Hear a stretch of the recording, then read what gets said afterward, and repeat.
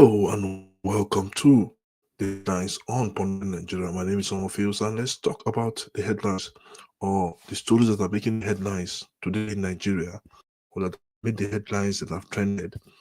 Let's. I think as we mark May 1st yesterday, a whole lot of things, issues were pop up in terms of labor, in terms of how they want the government to handle the Nigerian workers, how the Nigerian workers are not being satisfied. But some news were swept under the carpet. Example like this one: the EFCC not used as a tool to target Tinubu's political opponents. How true is this? But I think this whole story did came about. The whole story did came about after the Delta State governor and the entire PDP structure moved to the APC, especially with regards to Okoa, and rumors started flying that, and there's no smoke without fire, to be frank. Rumors started flying that Okoa was being pressured to move to the APC because of the issue of corruption. And in short, I even spoke to a friend or to a source, and that source did confirm it that is true. The source did confirm it that is true, that it was done on him with respect to corruption and other things that are around him. And I was saying corruption. So what are the corruption allegations? They say you don't chop money, and I be the thing. So what kind of money in chop? And I be which we won't know now. So let's listen to what the chairman of the EFCC said with regards to this, and let's see, because there must definitely be a denial. The chairman of the Economic and Financial Crime Commission, Ola Olukayode, has dismissed allegation that President Tinubu is using the anti-graft agency, which is the EFCC, to target members of the opposition. Olukayode insists that there is no political interference in the commission's operation, emphasizing that a closer look at the EFCC record will show that more members of the ruling All Progressive Congress are currently facing prosecution than ever. Yes, definitely, because most of them were governors, most of them were former leaders of the party. So why won't they face persecution than ever? Speaking on Channels Television, Olukayode described the allegation as a distraction, a mean a darling the president's focus on governance. He spoke on the statistics of the EFCC's work on the persecution, particularly high profile cases. Okay, that's what he said. You will perhaps find out more members of the ruling party, according to Ola Olukayode, are being charged. For us to ignore individuals just because they are not in the ruling party will be unfair and unjust. Okay. Now, like I said, this whole story about EFCC being used as a winch hut being used to arrest a political opponent, to pressure political opponent, came in as a result of the defection of the Delta State Governor Sheriff Obowaram and his predecessor, PDP Vice Presidential Candidate Ifeanyi Okowa, and other elected members of the APC. That story did happen 23rd of April. Okay, has sparked controversies with opponent voicing alliance coerce via state institution, including EFCC. I think, like I said, there is no smoke without fire. There is no smoke without fire. And that's just it.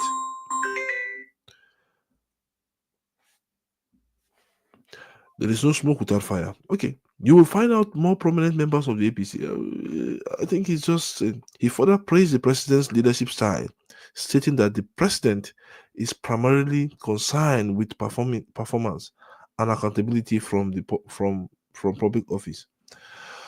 We don't want you to praise the president's style. The president's style is not what we want you to do. The question is that now you are denying this allegation, and somebody else will still come again, and we'll still be saying this. See, let's say this.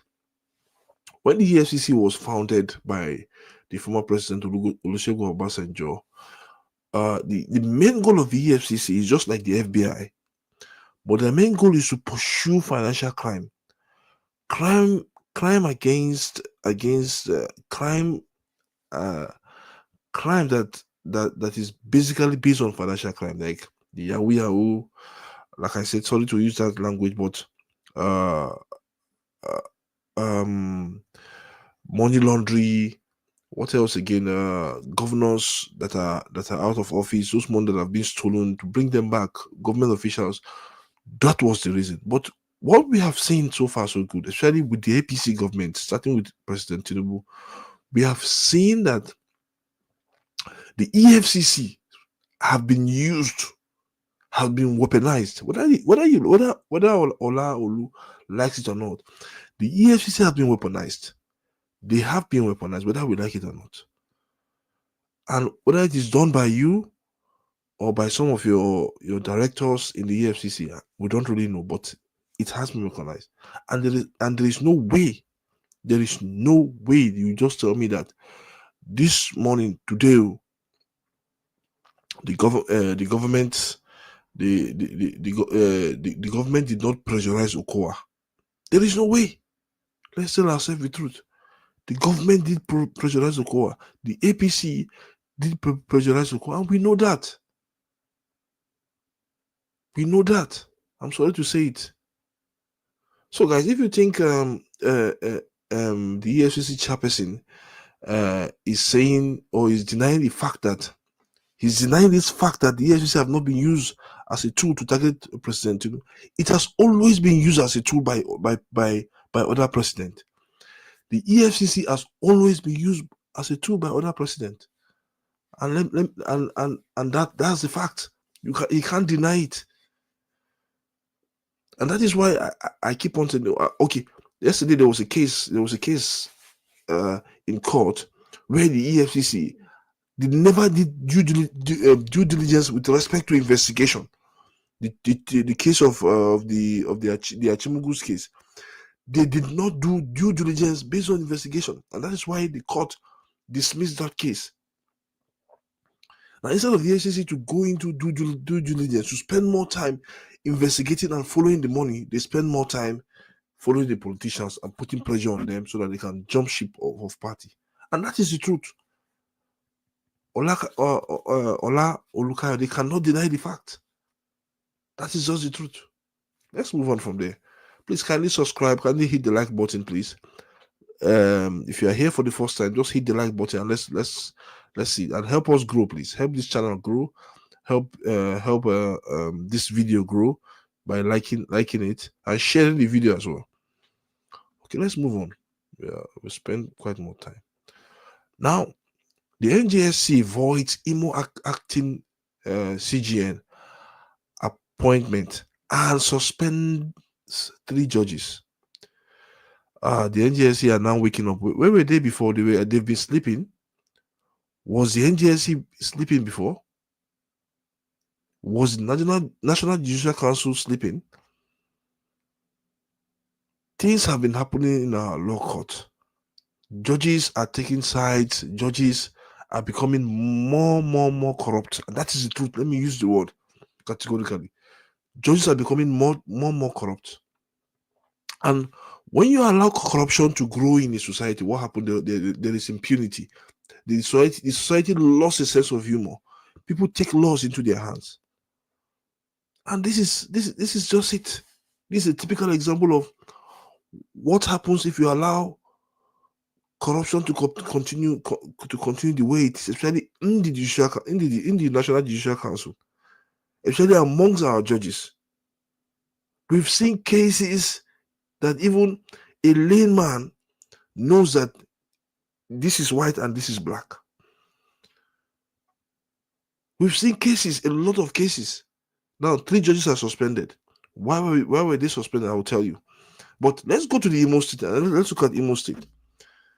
Now, a governor wakes up in the morning and say, okay, because the chief judge has retired or has passed the let's just say he has passed the threshold for retirement. Yes, the chief judge have done that. Now you just wake up. There's a hierarchy of judges. Then you wake up, maybe hierarchy 1, hierarchy 2, hierarchy 3. Then you wake up and just go to hierarchy 2 and appoint somebody from there. Whereas the appointment has to be done from that hierarchy. This is what the governor did in Imo State. This is what says His Excellency, as you people put it, His Excellency. Anywhere you go, His Excellency. Hope Uzodinma. This is what he did. And you want the Judicial Council to praise him. You want the National Judicial Council to say yes. And the National Judicial Council, being who they are, and knowing that hierarchy in the system has to prevail over what the governor thinks, over favoritism, let me use that word, told the governor to reappoint somebody from the top. This has nothing to do with whether you favor. You cannot appoint your junior. You cannot appoint that the somebody below the hierarchy. You cannot appoint that. Take for instance, these governors, I don't just understand which planet they come from. I don't just understand which planet they come from.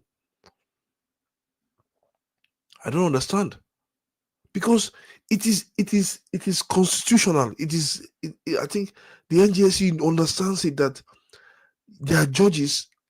For you to appoint a judge, you have to follow the hierarchy. You have to understand the principle. And the principle is that you cannot appoint a junior judge over a senior judge. This is what Hope Uzodinma did now. He's appointing a junior judge over a senior judge. And where do we go from here now? Governors doing anything that they like. I think this has to stop. Rules are rules, and rules have to be followed. To be frank, yes. Rules are rules, and rules have to be followed. I don't understand. We need to call it the way it is.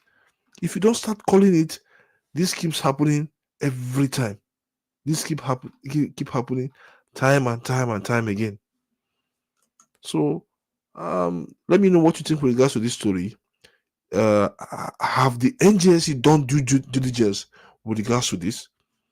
Have they done due diligence with regards to asking the governor, the sitting governor of Imo State, to reappoint the chief justice? That the current one he appointed, the acting one he has just appointed, is null and void because he did not follow the rules and regulation. And rightly so, they did not follow the rules and regulation. They did not. And that's why we are here where we are. It's a pity. It's really a pity. Okay, I'll come back to those judges. Like I said, I'll come back to those judges that were suspended. I think I have to check the lot of the story. Let me check. Okay, I'll come back to that. But like I said, this is where we find ourselves. Nigeria, and wow. I saw Nigeria can't spoil like this. Huh? Things are getting worse and worse and worse every day, and nobody is taking responsibility. Nobody. Everybody is becoming a banana republic, or everything for everybody. Nobody is moving ahead. How can we move ahead? How can we move ahead with things like this if things like this continue to happen? Like I said, I'll come back to that story later. to tell us the reason why some of those judges were suspended. Okay, let's move on from there. Let's move on from this to Natasha. And Natasha told Akpabio, or Akpabio's lawyer, that I don't owe you evidence. Natasha did slam the Akpabio's lawyer. I don't owe you any evidence. In the first letter to Akpabio and his legal team. And to be frank, she doesn't owe him any evidence. She owes the court evidence. She owes us Nigerians an evidence. She doesn't owe him an evidence. And this was because this guy went out and said she should present an evidence. She can't present an evidence of public opinion. Is that what you want her to present? The matter is in court. Currently, it's in court. And due diligence needs to be done on it. Please kindly send me your comment as we continue to. Send me your comment and let me know where we stand. Okay. Suspended Senator representing Kogi Central, Natasha Akpoti-Uduaghan, has slammed senior advocate of Nigeria, Olise Akpabio, for asking her to provide the evidence of her sexual harassment allegation against the Senate President. In a strongly worded letter dated April 30th and addressed to the chambers of the SAN, Akpoti reaffirmed that her resolve to pursue the case against Akpabio is to logically conclude in the High Court of the Federal Capital Territory, maintaining that her petition represents the truth of the evidence complained about. So, reacting to the SAN's demand for a retraction of what he termed as clearly false and also substantial allegation, Akpoti-Uduaghan declares the attempt to force her into a premature disclosing evidence amounting to a misrepresentation of legal proceedings and a distortion of how sexual harassment cases are to be handled under global circumstances. She stated, listen to me guys, she stated that the assessment of evidence belongs to the court alone, and that's what I said. She cannot give you that evidence, and it becomes an evidence of she owes the court and us that are interested in this case that evidence. We will know that later when the case is being tried in court. Now, the nature of your demand for evidence in this manner at an instance of your client simply indicates a broader misconception of what truly amounts to sexual harassment as prescribed in several global protocols. So this is it. The lawyer cannot, the SAN, like I said, should not be asking her for evidence. He should not be asking her for evidence, because he's trying to undermine the case. He's trying to undermine what is out there. If she has the evidence, she will provide it to the court. The court will be the one to bring out that evidence. The court itself. So that is just it. So let me know also with regards to this. Was the SAN right with regards to asking Natasha to provide evidence? Was he right? Because if the SAN comes out and starts asking for evidence from the plaintiff herself, then I think he has to go back to law school, because already that case is in court. And also remember that the judge, Justice Binta Yako, has clearly come out to say nobody should speak about this case outside the court. But now the Akpabio's legal team are breaking that rule, because why is he speaking about the case outside the court? And she has a point of reply, and she has replied him. Maybe let's see what will happen going forward. She has given him a very befitting reply, because she doesn't owe him anything. She doesn't owe Akpabio and his group anything. No, she doesn't. And that is why I think that it has to be at that level. She has to state it to him. She doesn't owe Akpabio and his legal team any evidence. The evidence belongs to the court. She owes the court the evidence, and she will provide that evidence. I just think that she's just telling them, go back to school, go back to law school, and tell me what you think of. Go back to law school and study well. That's what she's telling the SAN now. The SAN has to go back to school and study well. Thank you, Natasha, for that letter. I think they have to go back to school. They have to understand that you, in particular, cannot provide evidence for them. That's just it. Let's move on to the last story of the day, which I think forms the whole mark of our headline. Wike Fubara set for talks after Osomba's mediation. Okay. Wike and Fubara are set for talk after Osomba mediation. How true is this story? Like I said, every story we pick here, we verify, and we ensure that it meets that the standard that we want. Okay, like I said, for everything you hear, there must be an element of truth. There is no smoke without fire. That's just it. There is no smoke without fire. And this is between Wike and his successor, Fubara. We know Fubara has been suspended unconstitutionally.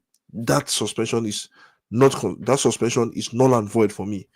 In a democratic setting, you don't suspend a sitting governor. But we're in Nigeria, anything can happen. And that is why the matter is in court. And let's see what will happen at the end of the day. I think it's going to be a one-shot judgment for that matter between whether the president has the power to suspend a sitting an elected governor of a state and appoint a sole administrator who didn't even run for anything, who don't even know how the state is being run, and that's for that. Okay, let me just read some snippets out of it. Suspended governor of Rivers State, similarly Fubara, and his predecessor, an estranged political godfather, Nyesom Wike, have initiated peace talk to resolve the long-standing feuds. Sources close to both politicians confirm to the Punch that the two recently met at Wike's residence in Abuja. The mediation facilitated by former Ogun State Governor Olusegun Osomba. Okay, yes. And the current Ogun State Governor Akpabio marked the first step towards reconciliation and the political divide that has been dominated Rivers politics. Fubara and Wike are expected to meet again soon to finalize the reconciliation process. Yeah, man. Wow. I just think Fubara is still digging his grave again. I just think so. Let this issue be sorted out in court, and let's see. Let's test the judiciary and let's see where they stand. According to a reliable source, let's continue from there. According to a reliable source at the meeting, who requested anonymity at the end of the day, the two governors engaged in lengthy discussion during which Fubara apologized for past action. Is this true? The sources disclosed that Fubara, accompanied by the Ogun State Governor, prostrated and begged the former FCT minister for forgiveness. Now, wow. The political crisis in Rivers State has caused turmoil for nearly 2 years, primarily driven by this strained relationship between Wike and Fubara. The part that oh gosh, oh my goodness. Listen to this part again. Listen to it again. The source disclosed that Fubara, accompanied by the Ogun State Governor, prostrated. Please underline the word prostrated and begged the former FCT governor.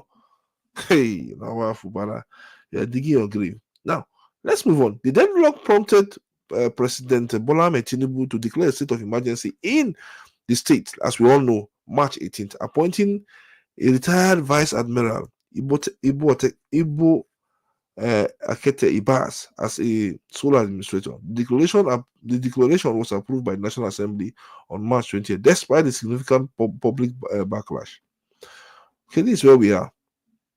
Now, in response to that state of emergency, 11 PDP governors filed a lawsuit at the Supreme Court challenging the legality of the move. However, the deputy national leader of the People's Democratic Party, Timothy Osombo, urged Fubara not to compromise the interests of Rivers State for that guy. That guy. What is he?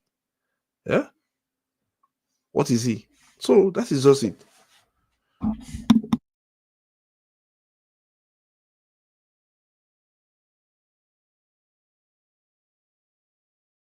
This is where we are, to be frank.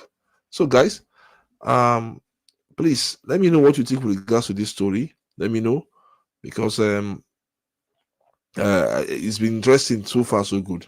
Fubara prostrated, kneel down and beg Wike. I just think this guy is digging his grave.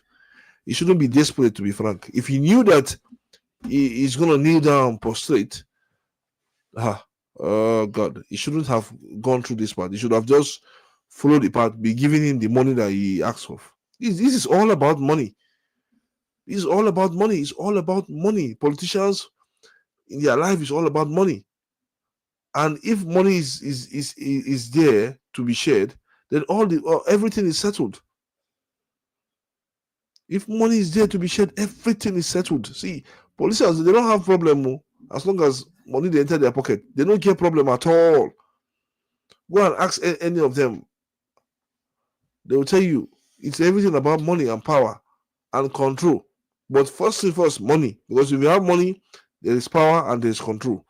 And that is the story between Fubara as the governor of Rivers State and the former governor of Rivers State, Nyesom Wike. It's about money, about who gets what, about who gets this, about who controls this. For Wike is about control. He wants control because there's money. He knows that there's money. Once he has control, then the money will not be an issue. So let me know what you think about all these stories we've laid here. Just watch them. EFCC not used as a tool to target Tinubu's political opponent. Yes, is that true? You be the judge. You let us know so that we can have a 5 minute. Just type in something and let's talk. Which one do you want to talk about? NJSC void Imo acting acting chief judge appointment and suspend that. I said I'll come back to this story. Probably I will look at a means to come back to that story. Natasha slammed Akpabio's lawyer in a fresh letter. So, do you want to talk about this? Let me know. What else again? I think Wike Fubara set for talks after us. This one is the one I'm really interested in, because how can Fubara go back to the Lions Den? How can he go back to the Lions Den? I just think he should have been patient. If there is because there's an element of truth in this story. We knew he visited the president when the president was in London. We knew that. Now this one again, we knew it. I think one of my sources also confirmed it as well, that he knew there was a meeting like that, but he didn't really confirm what really transpired in that meeting. So let's see what's going. He has been quiet. The governor has been quiet. So it shows that there are underground moves for him to come back. I think it should be wise of him to be quiet, to be really quiet at the end of the day. So it doesn't. He should be. He should be.